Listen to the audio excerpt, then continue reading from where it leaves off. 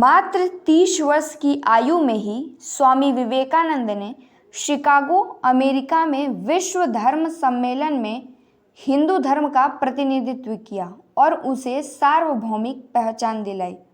उनकी उपलब्धि का अंदाजा इसी से लगाया जा सकता है कि वो ऐसा दौर था जब पश्चिमी देश खुद को सर्वश्रेष्ठ मानते थे और उनके लिए भारत मात्र सपेरों और गरीबों का देश था। तो चलिए जानते हैं उस सन्यासी के बारे में जिनके द्वारा 128 साल पहले दिए गए एक भाषण ने न सिर्फ विश्व धर्म सम्मेलन में बल्कि पूरे विश्व में भारत और सनातन धर्म को एक नई पहचान दिलाई।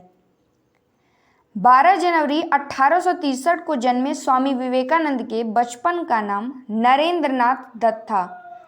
उन पर उनके गुरु रामकृष्ण परमहंस का ऐसा प्रभाव पड़ा कि उन्होंने अपना सारा जीवन ही सनातन धर्म और आध्यात्मिकता के प्रचार और प्रसार में लगा दिया। 1863 में पहली बार धर्म संसद का आयोजन हुआ था।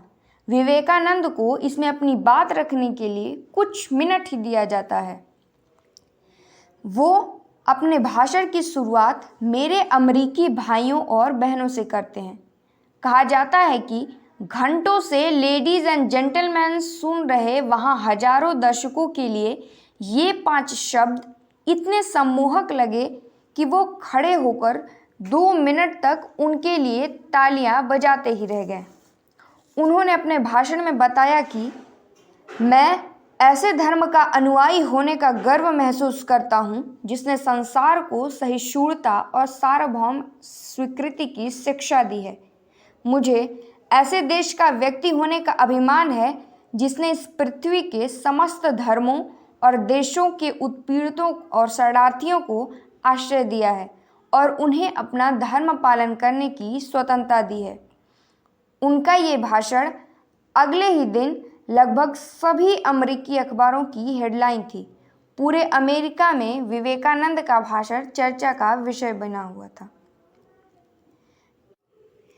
जब विवेकानंद अपने जीवन के शिखर पर थे तब हमारा देश गुलाम था। युवाओं से उन्होंने आह्वान किया, उठो, जागो और तब तक नहीं रुको जब तक लक्ष्य की प्राप्ति ना हो। अपने भाषण मात्र से पश्चिमी देशों के दृष्टिकोण बदलने वाले स्वामी विवेकानंद आज के युवाओं के प्रेरणा स्रोत हैं। एक ऐसे सन्यासी जिनके लिए राष्ट्र सर्वप्रथम था और राष्ट्र ही सब कुछ था।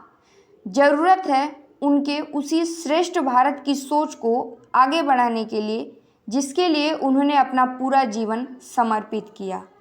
धन्यवाद।